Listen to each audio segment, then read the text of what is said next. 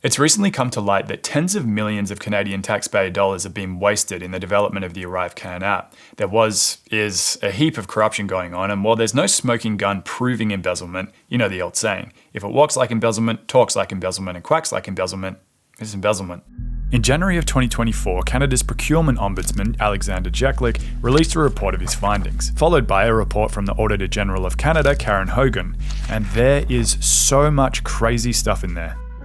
Overall, this audit shows a glaring disregard for basic management and contracting practices throughout ArriveCAN's development and implementation. So I've been an auditor for a few decades. I've been the Auditor General for almost 4 years now, and I would tell you that this is probably some of the worst financial record keeping that I've seen. Let's back it up a bit. The year's 2020, a pandemic sweeping the globe, and the Canadian Border Services Agency, or CBSA, decides Canadians need an app to collect health information and eventually provide proof of vaccination once they reach the border. So, the federal government tasks the CBSA with creating ArriveCAN. The budget's originally estimated at $80,000, which is pretty high when you consider it's basically just a glorified form that most programmers could and did build in a weekend. We'll get to that. But you know, this is the government. The app launches on April 29th, 2020. The way this plays out for many Canadians is inevitably someone remembers the need to fill out ArriveCAN about 15 minutes away from the border, resulting in a mad scramble to fill it in with the threat of a $5,000 fine looming over their head. But the app has a lot of glitches. It's almost as if they're releasing updates without testing, which it turns out is exactly what's happening. One update sent out in June 2022 results in 10,000 people incorrectly receiving a quarantine order, confining them to their residence for 2 weeks lest they incur that $5,000 fine. There's also no way to dispute this quarantine order, even though the recipients had submitted their information, including their proof of vaccination. We'll have a look at what was going on behind the scenes, but first, I need to introduce you to GC Strategies. GC Strategies is comprised of two guys, Christian Firth and Darren Anthony, operating out of the basement of this house in Woodlawn, Ontario. Despite doing no software development themselves, GC Strategies has landed $250 million worth of government contracts since 2015, the first of which weirdly started 21 days after the change of government. And I'm not trying to make this partisan. Left versus right only serves as a distraction on this issue. It's up to us to keep the government honest, and this investigation is coming from both sides of the aisle. I can assure you that the current contract for ArriveCAN was got at in a competitive process. It was not done in a competitive process. The Auditor General's report shows 28 contracts were awarded without competition, and there's little documentation to show how or why many unnecessary middleman companies were chosen for the project. At the start of ArriveCAN, there's a $2.35 million sole source contract. The CBSA says they had discussions with 3 potential contractors, including GC Strategies, about submitting a proposal to develop ArriveCAN. The Auditor General found the CBSA received a proposal from one of the 3 potential contractors, but not from GC Strategies. Naturally, the CBSA awards the contract to GC Strategies, as is tradition. And a short time later, they're awarded more non-competitive ArriveCAN contracts for good measure. GC Strategies are then involved in developing the criteria used for a $25 million competitive contract in May of 2022. The Procurement Ombudsman's report finds that this criteria was overly restrictive and favoured GC Strategies. For example, it requires bidders on the contract to have been awarded 3 informatic contracts with the Government of Canada in the last 18 months with a value greater than $10 million, which it's very unlikely any other company has. To no one's surprise, GC Strategies was the only bidder on this contract. They helped write the rules for the $25 million contract they then landed. This gave GC Strategies an advantage that other potential bidders did not have. That kind of involvement by an outside vendor in a competitive process should not happen. GC Strategies does submit a proposal for this one though, which is nice. In it, the Procurement Ombudsman's report found examples where GC Strategies copied and pasted government-listed requirements for subcontractors. In one instance, the government's criterion stated that the supplier must demonstrate the proposed subcontractor has experience designing, developing, and implementing mobile-based applications for 2 of the platforms below, iOS, Android, BlackBerry. The assessment grid from GC Strategies simply stated that the proposed subcontractor's past project responsibilities included designing, developing, and implementing mobile-based applications for 2 of the platforms below, iOS, Android, BlackBerry, not even specifying which ones, and the CBSA approved it. GC Strategies straight up lied about the qualifications of their subcontractors in order to land contracts with the CBSA. Normally when there's a contract that's issued, the public service would have a well-documented file to support the decisions that they've made. And there is very little on file that explains why they were chosen, how they have the skills and competencies to deliver on the contract. The Procurement Ombudsman's report also found a situation where the CBSA reached out to a firm to complete work on ArriveCAN, but a few days later the firm's resources were added to a task authorization under a contract with GC Strategies. GC Strategies eventually ends up getting summoned to appear in the House of Commons by the Government Operations Committee, which is a huge deal. Here's one of the partners of GC Strategies, Darren Anthony, answering questions from MPs. For context, the report the MP is referring to takes about 15 to 20 minutes to read. All right, have you read the Auditor General's report? I have not read it, no. Have you read the Office of the Procurement Ombudsman report? No, I have not. How can you dispute the findings of the reports if you haven't read them? He goes on to say he trusts the numbers and statements provided by his partner in GC Strategies, Christian Firth, who denies the findings of the Auditor General's report, which is bold. Anyway, later on another MP asks, with that in mind, are you committed to standing by Mr. Firth and believing everything he tells you, regardless of what this investigation reveals? I've known Christian Firth since 2007. We've been business partners since 2015. He's honest, trustworthy, hardworking man and a parent.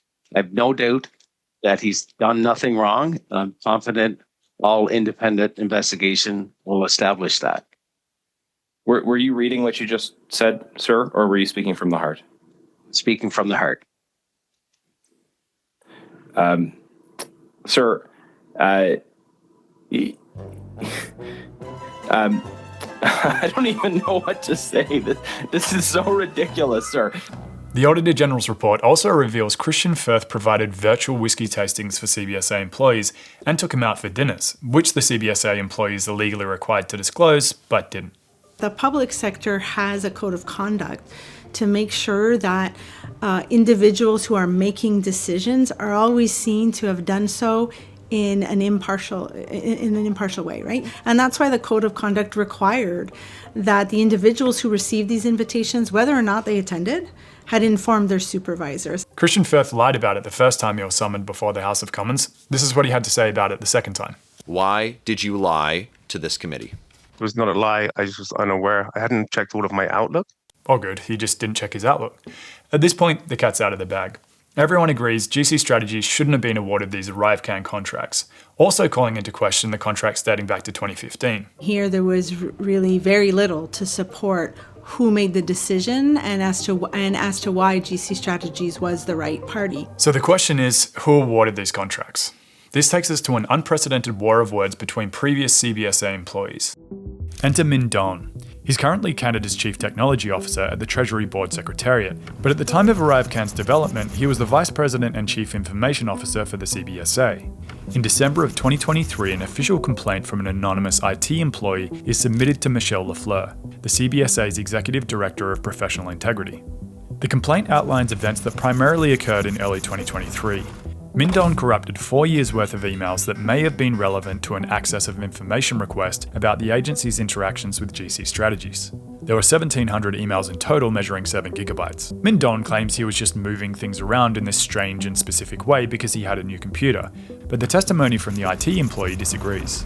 When I had my conversation with Minh Doan, the things he was telling me or saying he was advised to do made no sense. I've never heard of a VP or an individual who receives VIP treatment in regards to IT-related tasks, taking it upon themselves to move files or organize information in the way he suggested he did. On November 7th, 2023, former CBSA employee Cameron MacDonald, who worked as a Director General under Minh Doan, appeared before a committee in the House of Commons and had this to say. Minh was worried that either he or Jonathan Moore were going to get fired. He was pretty upset. At times he was almost crying. At times he was almost yelling. He basically said that somebody's head was going to be on a platter, and he started between him and Jonathan, and then he quickly switched it to say he was going to say that it was me that made the decision if he was asked. But he made the decision. Is that correct? He made the decision? Yes, he made the decision. But he knew came it was to our GC committee and said it Strategies. wasn't him that made the decision. I have members of my team that came here to support me. If the CBSA had have even just asked my team, they would have known who made the decision. So, based on the testimonies of Cameron MacDonald, Antonio Utano, and other CBSA employees who were present to support MacDonald in his version of events, it seems Minh Doan was responsible for awarding the contracts to GC Strategies, which makes sense considering that email corrupting debacle. On the 27th of March 2024, we pretty much got a smoking gun. And was that Minh Doan, sir? Yes or no? Was that Minh Doan? He was the Vice President of the Information Science and Technology. Was that Minh Doan, sir? Yes or no? He was the Vice President, and it was a decision made by... And the Vice President at that time was Minh Doan, correct? Correct. Why did you have a difficult time saying that? Ooh, but the plot thickens. Cameron MacDonald and Antonio Utano now work in other parts of the government, but during ArriveCAN's development both worked under Minh Doan at the CBSA. One of the companies that was subcontracted to work on ArriveCAN by GC Strategies was Botler. The co-founders of Botler thought the relationship and behaviour between Christian Firth and the CBSA was unusual, so they started recording their conversations with both. One of the Botler co-founders submitted allegations of contracting misconduct to Antonio Utano and others in 2021, and to more senior CBSA leaders in 2022, asking why the CBSA didn't hire Botler directly and stating that their work experience had been inflated by GC Strategies in forms submitted to the government, something Christian Firth admitted to in his appearance before the House of Commons in November of 2023. In a February 2020 recorded phone call, MacDonald asked them to please work with Christian and let Christian work his magic. In another recorded call, Firth urged the Botler co-founders to praise MacDonald when meeting with other government officials, saying, "I just want to make sure that he gets taken care of, right?" Both MacDonald and Utano had been suspended without pay by the Auditor General, which they claim is scapegoating for whistleblowing on Minh Doan. By piecing together available information, we estimated that ArriveCAN cost approximately $59.5 million. Of this, GC Strategies was awarded $19.1 million. The Auditor General's office says all these companies could have been paid more in the years since, before their contracts were frozen. This brings us to Dalian, who received the second largest piece of the ArriveCAN pie, $7.9 million worth.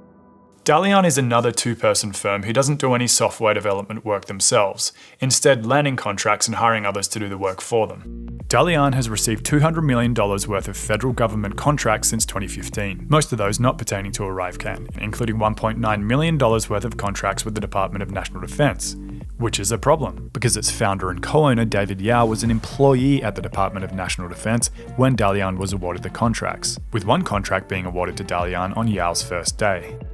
Part of the frustration is companies like GC Strategies and Dalian aren't actually doing any work on ArriveCAN for their millions. In fact, they're not even managing the work. We don't, so first of all, we don't supervise the work. We're not, as a prime contractor or prime vendor, you're responsible for project nothing to do with project manager or nothing to do with budget management.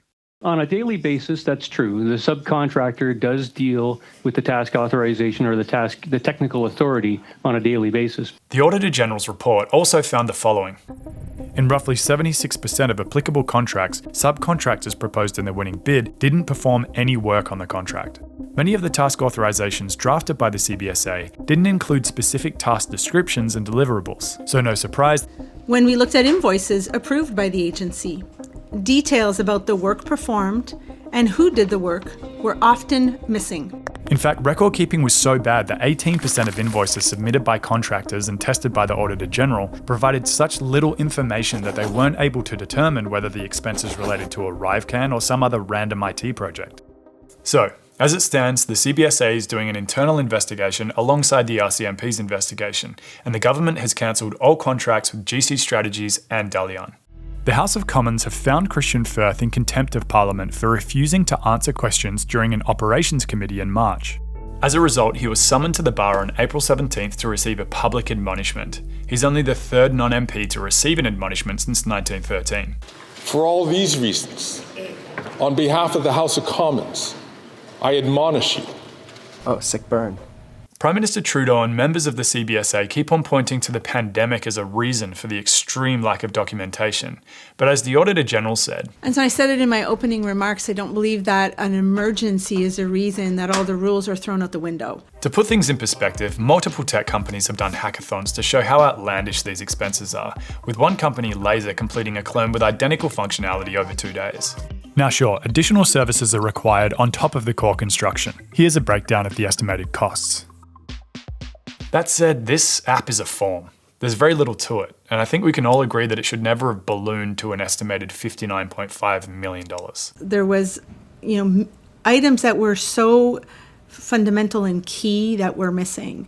And when you look at just the invoices supporting, but no governance structure, no budget, all of those are so foundational that I question, actually. I don't know how it got to where it got.